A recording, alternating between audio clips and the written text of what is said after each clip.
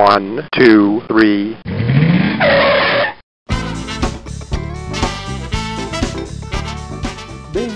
Bem-vindo ao Paladar Distinto, seu podcast de gastronomia. E o episódio de hoje é sobre queijo e vinho. E eu tenho a honra de falar com a Vanessa, da Pardinho Artesanal. Tudo bem, Vanessa? Tudo bem, Gabriel, e com vocês por aí? Tudo jóia. Nossa, muito obrigado, viu? Uma honra aí falar contigo. Imagina, a gente que agradece a oportunidade e o prestígio de nos chamar para participar aqui com vocês. Que legal. Ô, Vanessa, e conta pra gente como que é a história como surgiu a Pardinho Artesanal? Bom, Gabriel, a família que é proprietária da fazenda, eles são do agronegócio, eles são, inclusive, amantes, criadores de genética bovina já há muitos anos, e eles tinham já a genética de vacas da raça Gir, que são indianas, zebuínas, numa fazenda na cidade de Rancharia. E lá eles percebiam, né, que o doce de leite que a caseira fazia, o queijinho fresco que ela fazia para eles consumirem, o próprio leite in natura em si, que era consumido no café da manhã, ele tinha particularidades diferentes, né? E passaram a estudar as especificidades da raça Gir, a qualidade do leite, os motivos de diferenciação, né, dessa raça, e falaram, puxa vida, por que não? Eles também são amantes da gastronomia, por que não desenvolver um produto especial, né, a partir desse leite? E foi aí que eu entrei no projeto. Eu sou médica veterinária, sou especializada nessa área de consultoria para a fabricação, né, de produtos de origem animal, especificamente, de forma mais particular, o leite e os derivados. E eu entrei no projeto para fazer toda essa parte de legalização para eles, né? Eles queriam uma coisa muito específica, era leite de Gir, leite cru, fabricação em taxas de cobre, queijos maturados, de receitas específicas, queriam usar uma parte de construção que já existia na fazenda. Então foi um desafio bastante interessante e nós começamos esse trabalho em 2013. O pontapé inicial foi o projeto para a certificação da indústria dentro do Serviço de Inspeção Federal, dentro do CIF, primeira queijaria artesanal certificada no Serviço de Inspeção Federal, e foi um trabalho de legalização aí que durou quase 2 anos, justamente por ser bastante específico, por ser o único no Brasil. Nossa, que bacana. Então foi desde 2013 então, que você se juntou com essa família, né? E para tocar esse projeto. Isso, as vacas vieram para a fazenda de Pardinho, que fica a cerca de 220 quilômetros da capital. É um local muito bonito. Nós estamos aqui a quase 1.000 metros de altitude. A Cuesta, que é o nome dessa formação rochosa onde nós estamos, por isso homenagem à cidade de Pardinho, então é a marca Pardinho Artesanal. E o primeiro queijo foi o Cuesta, em homenagem à região, essa formação rochosa linda, a vista daqui é maravilhosa. É uma cidade que, inclusive, foi reconhecida agora como município de interesse turístico. Então, tem várias atividades, além da vista muito bonita, do clima muito bom. Aqui é fácil chegar à temperatura negativa no inverno. Muitas cachoeiras, trilhas, passeio de buggy, rapel, tirolesa, paraglide. Então, tem muita coisa aqui na região. E as vacas vieram para cá, precisaram passar por um tempo de adaptação, porque o clima é completamente diferente de onde elas estavam. E eu fui ficando para o primeiro teste e fui ajudando no que eles precisavam. E hoje eu estou aqui fazendo o gerenciamento dessa parte técnica para eles. E falando, você contou um pouquinho da raça Gir, né? Faz total diferença, né, Vanessa? Assim, então, o tipo da raça, né, o leite, percentual acho que de gordura, né? Faz muita diferença pro queijo, né? Faz sim, Gabriel. A gente costuma dizer que o leite, o queijo, na verdade, ele começa com a seleção genética das vacas, né? Não existe, assim, o que é 100% certo ou o que é 100% errado nesse sentido, né? O que o produtor, ele precisa é direcionar aquilo que ele deseja para o produto que ele deseja fabricar. E como a gente concentra no queijo, tudo que a gente tem no leite, em média, dependendo do tipo de queijo que você vai fazer, você usa de 5 até 12, 13, 14 litros por quilo de queijo, e às vezes numa peça você tem 100, 110 litros, então é bastante coisa, a gente concentra tudo que está no leite. A raça é muito importante. Então a gente costuma dizer aqui que no nosso caso nós temos as vacas que são queijeiras, não vacas leiteiras. A gente não prioriza muito a quantidade de volume de produção dia, mas sim uma quantidade de sólidos bastante interessante. Isso a gente encontrou inicialmente no gir, que tem uma concentração de proteína muito grande. A estrutura da proteína também é diferente. A maior parte do gado gir, do gado indiano, zebuíno, ele tem a beta-caseína 2A2, que é não alergênica. A gente também tem altas concentrações de gordura e de lactose, que é o açúcar do leite. E isso faz toda a diferença na hora que a gente vai produzir um queijo. Então, só para você ter uma ideia, para fazer um queijo de massa cozida e prensada, como é o nosso mandala, normalmente usa-se um leite convencional, né, do padrão médio do Brasil, em torno de 13 litros para fazer 1 quilo, né, de 12 a 13 litros para fazer 1 quilo. No nosso caso, a gente usa 9 litros para fazer 1 quilo. Então, as vacas, elas produzem uma média de 12 litros de leite por dia, dentro desse nosso sistema, porque a ideia é criar o mais natural possível. Então, são vacas soltas a pasto, né, em piquetes rotacionados, com um mínimo de ração por dia, só mais assim, um veículo para colocar a homeopatia e o núcleo de minerais, que é necessário a gente complementar a dieta, mas na sua maior parte é pasto. E dentro desse sistema elas produzem cerca de 12 litros de leite por dia.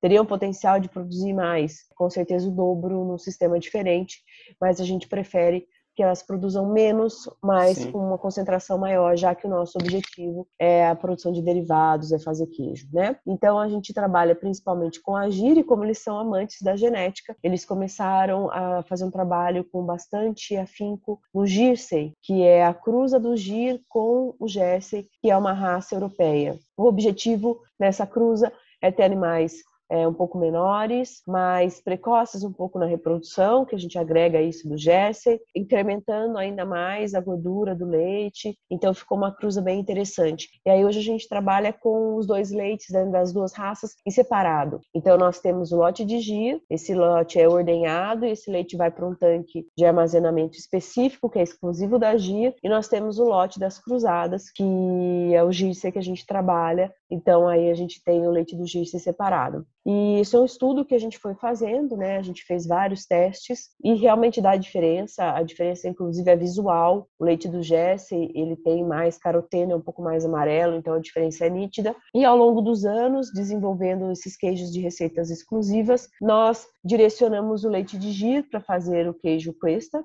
e o leite das cruzadas para fazer os outros queijos, que aí nós temos hoje o mandala, o Questa azul e o questinha. E tem e até você estava comentando, né, do leite e tal, dessa nova estrutura, para quem tem alergia ou é alérgico, assim, esse queijo ele vai diferente, né, assim, as pessoas acabam aceitando melhor, né?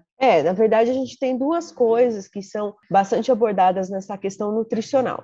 A gente tem a proteína, né, para quem tem alergia à proteína do leite, é lógico que precisa ser feita uma genotipagem de todos os animais, então isso é uma coisa que a gente não aborda ainda comercialmente. A gente sabe que o nosso gado é, na sua maior parte, A2A2, mas nós não abordamos isso ainda. Mas existem vários produtos que já têm esse apelo. Então, você faz uma análise que é feita a partir do pelo da cauda das vacas e você faz a genotipagem do tipo de proteína. O que consta é que houve uma mutação genética há anos atrás e que a estrutura da proteína recebeu uma porção que é alergênica, né? Então, tem o A1 no lugar do A2. E isso é potencial, pelo que estão estudando, é potencial alérgico para as pessoas que são sensíveis à proteína. Então, o produto desses animais, ele seria interessante para quem tem esse tipo de patogenia, né?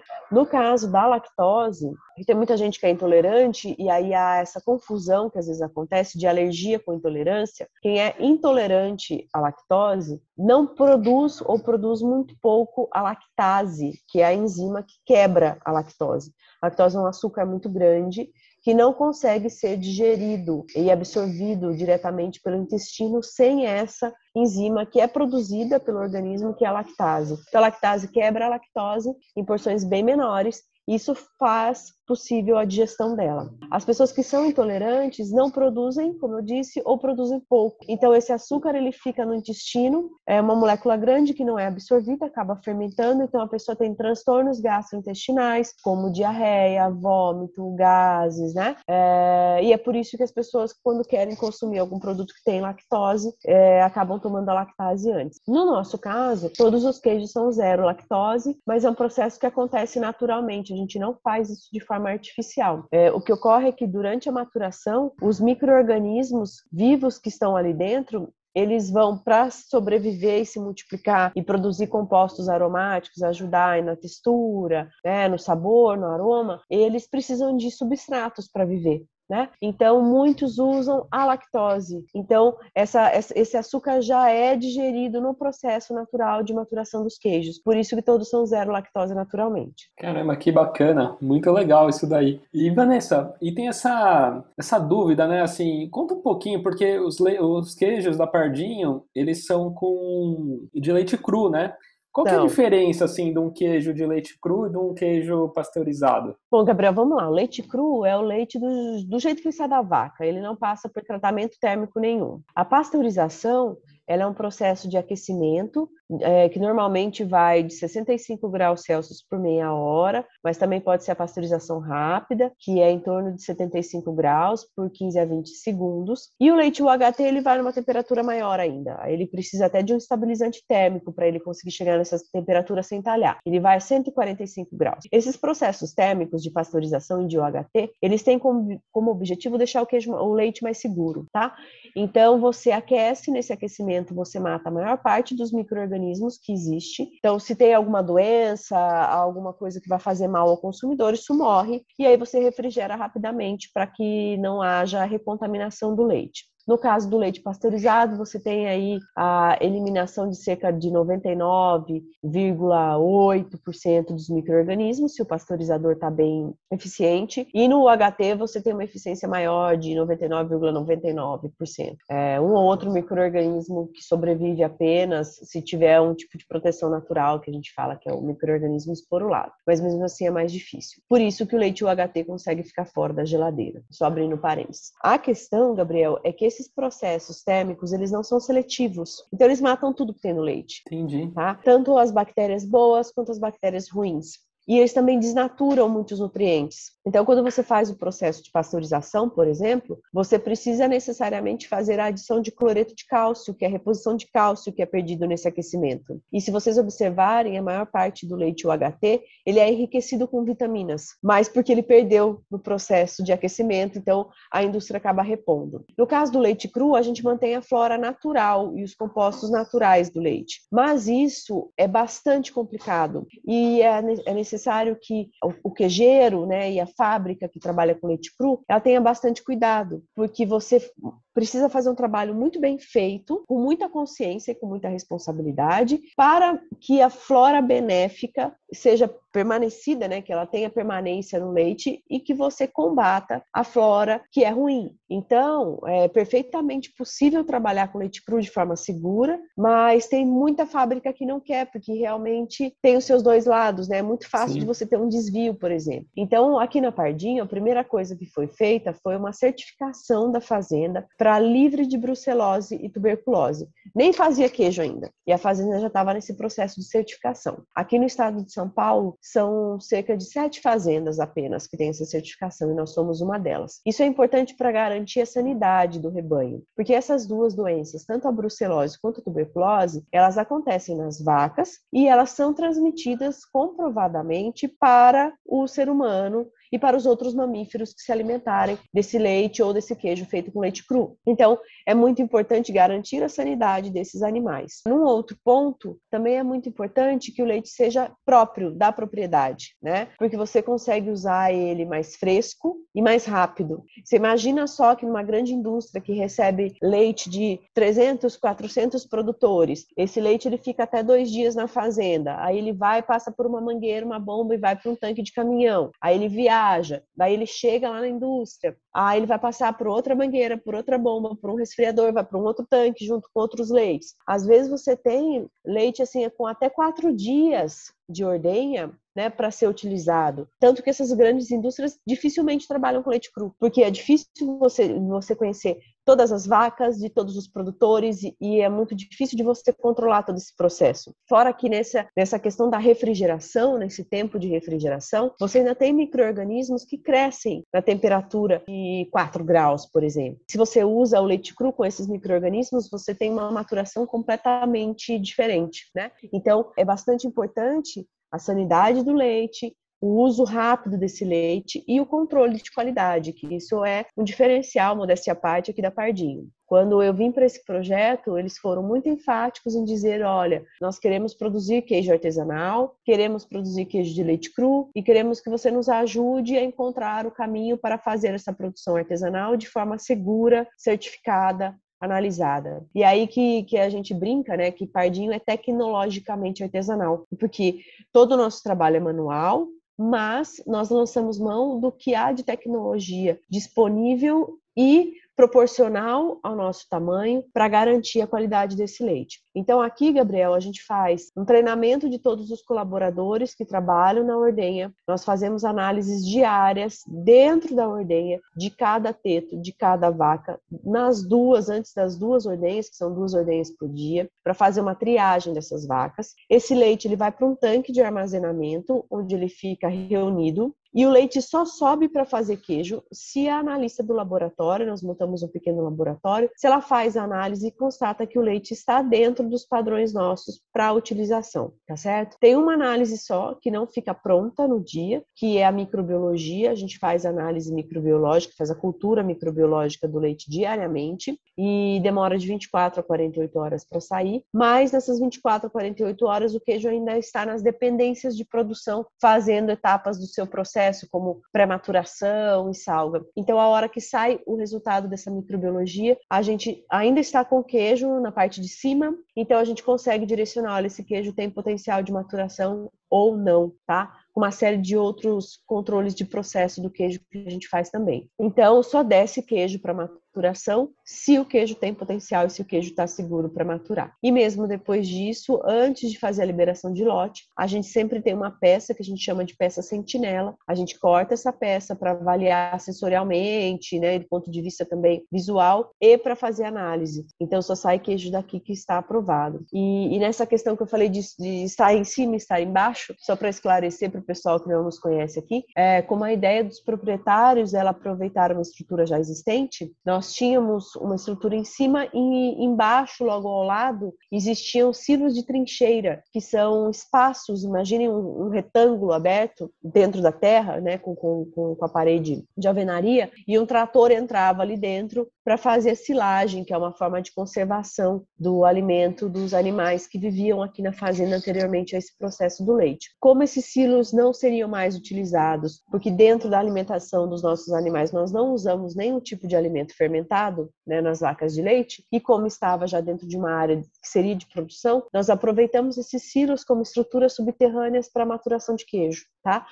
Foram todos reformados, adequados para que a superfície fosse sanitária, que não viesse a trazer nenhum tipo de contaminação para o queijo, mas o fato de estar subterrâneo facilita na manutenção de temperatura e de umidade e nos ajudam muito no atendimento ao ISO 14001, porque a fazenda é certificada, ela tem esse ISO que é ambiental e social. Que bacana, que legal, Vanessa, é que você falou, né? Nem todo mundo consegue fazer um queijo cru, né? E com essas diferenças, essa preocupação, né? E quando você faz um queijo de leite cru, a tendência é sempre um desafio grande e a tendência é você ter produtos mais complexos. A tendência. Porque você tem muitos micro-organismos nesse leite e é mais difícil para a indústria replicar. Mas nós estamos com um projeto hoje de ampliação e, inclusive, nos lançamos esse desafio de produzir queijos complexos com leite pasteurizado.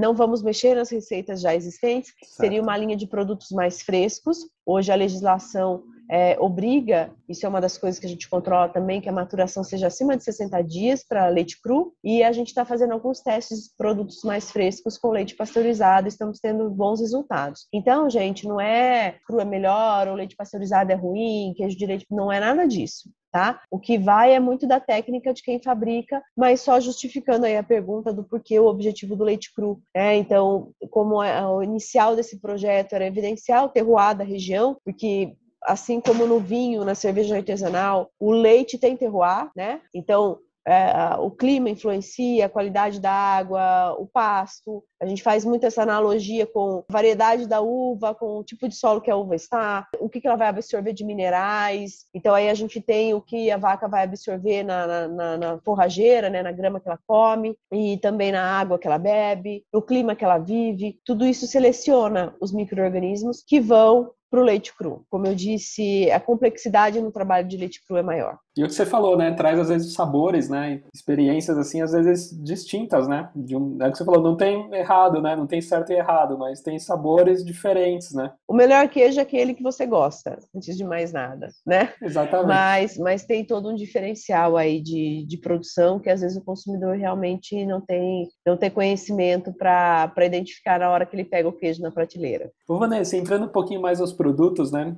Conta um pouquinho quais são, né? Tem o Cuesta Azul, né? Cuesta Azul é o que foi o mais premiado? Não, o Cuesta é o nosso maior premiado, é o que foi Super Ouro na França, e nós temos o Mandala também, que foi prata na França, mas logo em seguida no Mundial do Brasil ganhou como The Best in Show, foi o melhor queijo do concurso, que reuniu mais de 7 países e foi o medalha de diamante.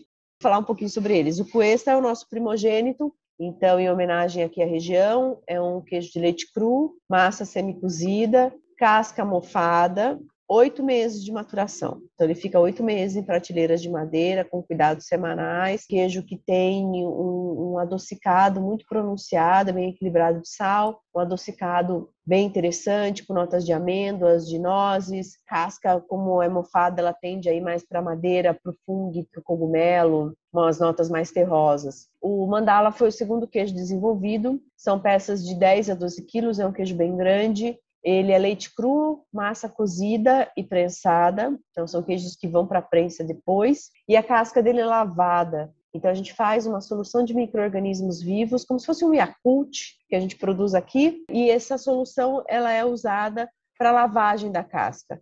Então a gente molha uma escova 2 vezes por semana, e faz a lavagem individual de todos os queijos com essa escova úmida nessa solução. A gente vai friccionando a casca do queijo e vai inoculando esses micro-organismos na casca. Então, o queijo que inicialmente era um amarelinho bem claro, passa por um marrom bastante intenso, porque ele fica 12 meses em maturação. Agora a gente está para lançar o Mandalinha, que vai ser o Mandala 6 meses. Atualmente a gente tem um cliente, que é a Casa do Porco Bar, que usa o Mandala 6 meses no misto, junto com presunto real Rueda, mas é o único cliente, por enquanto, que consome esse queijo. E como ele tem uma maturação menor, ele derrete mais fácil, desprende menos gordura. Então, a gente vai começar a abordar comercialmente o Mandalinha, que é o Mandala com 6 meses. Aí nós temos também o Questinha, é a mesma receita do Cuesta, só que ele é feito com leite das cruzadas, ele é feito com Girsey, e a maturação dele é menor, porque a peça dele é menor. Então, o Cuesta tem em torno de 2 quilos, o Questinha 500 gramas, e a maturação dele é por pelo menos 2 meses, tá? Em média de 2 meses e meio a 3. E depois nós temos o Cuesta Azul. Ele é uma receita parecida com o Cuesta, mas ele tem um pouco de mofo azul na parte interna. O objetivo não é reproduzir um blue cheese, não tem muito azul, e isso é proposital, justamente para que esse adocicado que a gente fala, que é o nosso terroir, essas notas de nozes que todos os nossos queijos têm com maior ou menor intensidade, para que a pessoa consiga sentir isso e daí no final venha aquele sabor do mofo azul. Então é um queijo que inclusive as pessoas que não gostam de um gorgonzola ou de um roquefort gostam do azul, porque ele tem pouco mofo, ele é mais suave. E a casca dele, assim como o Cuesta e o Questinha, também é mofada, tá? Com o mucor, que é um mofo, ele é meio acinzentado, com manchas brancas e mais enegrecidas. Bastante interessante. Que demais. E eu vi também uma postagem, assim, acho que de vocês, que tem também, assim, uma dica de experimentação, né? Você come só, às vezes, só o queijo, só o miolinho, depois come só a casca, assim, com mofo, depois come os dois, né? Dá uma experiência diferente, né? Muito diferente. Todos os nossos queijos têm casca biológica, são micro-organismos que não fazem mal à saúde, então são cascas comestíveis, sem problema nenhum. Porém, são todos queijos maturados, então a casca ela tem um sabor muito mais pronunciado que a massa.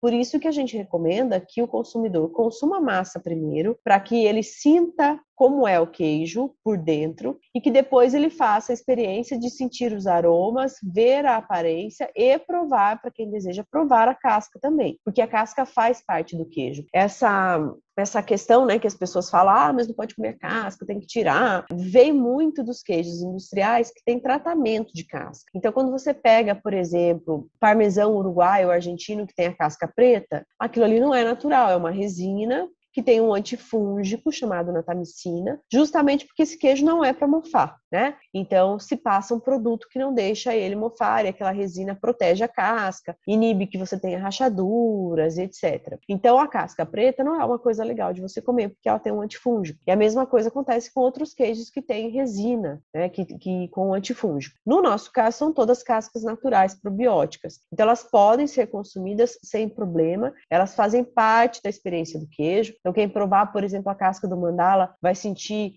uma nota que remete assim à casquinha do pão francês, Olha. mais queimadinha, por conta das leveduras que fazem parte desse processo da casca, por exemplo. Sente também uma nota de madeira. Então, é bastante interessante, faz parte do produto. Vale a pena provar. E o que é a diferença, assim, Vanessa, que você fala da massa ser cozida, né? Como que funciona, assim? Ele fica um pouco mais forte, é isso, assim? Não, na verdade, muda principalmente a textura, né? Isso são receitas. Fazer queijo é receita, né, Gabriel? Certo. Então, são receitas diferentes. Então, a gente parte basicamente do mesmo leite, no que muda a raça, e aí você vai fazer tratamentos, né, nesse leite durante o processo. Então, o primeiro tratamento que a gente faz é o que a gente chama de pré-maturação do leite. Então, o leite está lá armazenado, né? A ordenha da tarde a gente não usa para a fabricação do queijo no dia, porque ela vai terminar às 5h30, 6 horas, a gente não produz queijo à noite. Então o leite fica armazenado e a gente usa no dia seguinte com o leite que foi ordenhado no dia seguinte. Então a gente aquece esse leite para ele ficar numa temperatura mais ambiente e aí a gente já começa a direcionar que produto que vai virar,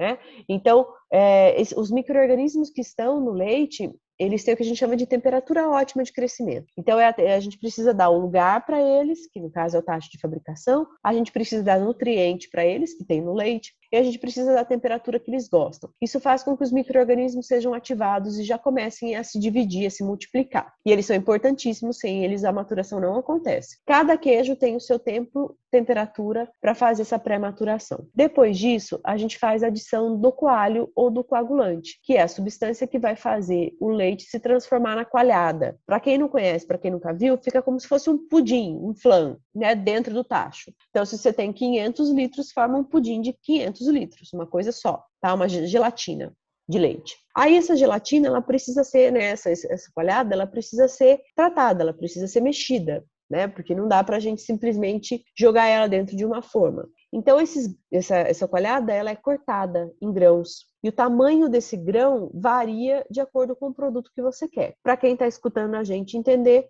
se você quer fazer um queijo Minas Frescal, por exemplo, você precisa deixar uma coalhada bem firme para você conseguir cortar ela em pedaços maiores e guardar mais umidade. Se você quer fazer um queijo no estilo do parmesão, que é um queijo de massa cozida, né, um queijo bem concentrado, você precisa deixar uma coalhada bem molinha para você cortar pedaços bem pequenininhos e conseguir cozinhar. Você imagina só, você tem um grão muito grande, você vai cozinhar esse grão, ele fica encruado, né? Ele vai ficar cru no meio. Então, você tem que ter pedaços menores para você ter um cozimento mais homogêneo. E são receitas. Então, você tem, vamos fazer uma analogia aí para o pessoal, vamos pensar num doce de abóbora. Se você deixa a abóbora cortadinha em cubos maiores e faz aquele cozimento com cal, aquele tratamento com cal, vai formar uma casquinha e o meio vai estar macio. Se você deixar ela batida, ela vai ser um doce de abóbora bem de fiapo, né? São doces de abóbora, mas são doces completamente diferentes. Então é a receita, a gente faz o cozimento, que aí seria o aquecimento dessa massa. Aqui chega até 52 graus, dependendo do queijo, e isso vai fazer com que haja mais expulsão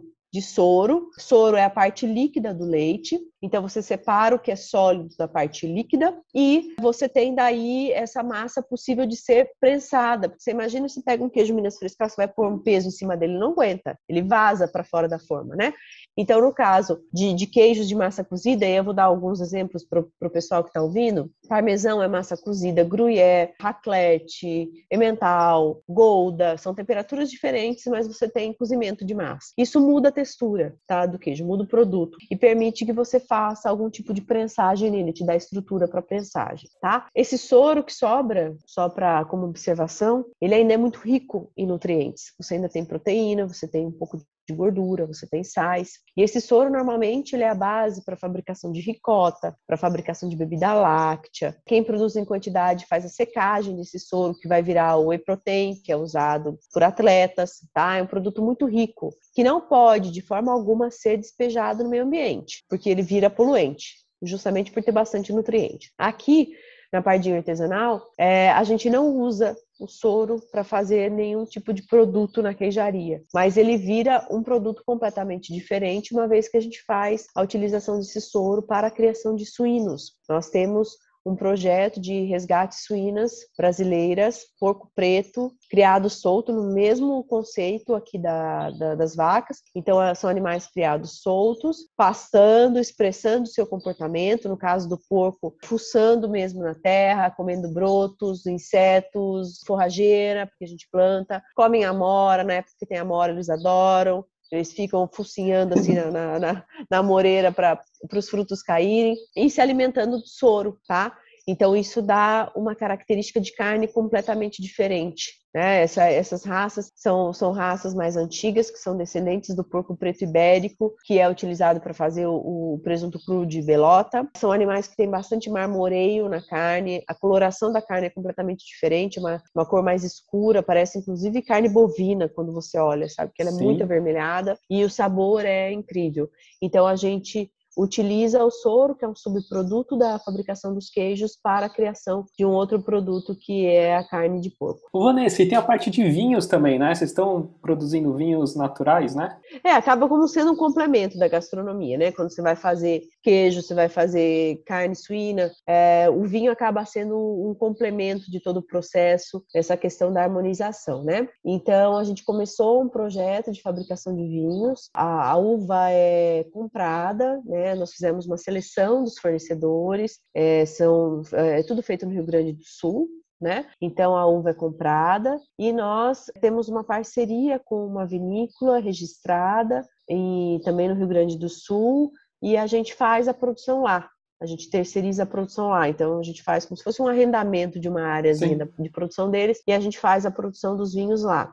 Também seguindo todo esse conceito dos queijos e da carne suína, são vinhos de baixíssima intervenção, né? São vinhos naturais, com pouquíssima adição de sulfito, fermentação natural. Então, acaba criando um produto bastante condizente com aquilo que a gente já faz. Poxa, que legal, Vanessa. Muito bacana, viu, conversar com vocês aí. E divulga pra gente, Vanessa, quem quer comprar o queijo de vocês. Eu vi que aqui em São Paulo tem diversos pontos de venda, né? Tem. A gente está em diversos lugares, em lojas especializadas, como, por exemplo, o Mestre Queijeiro.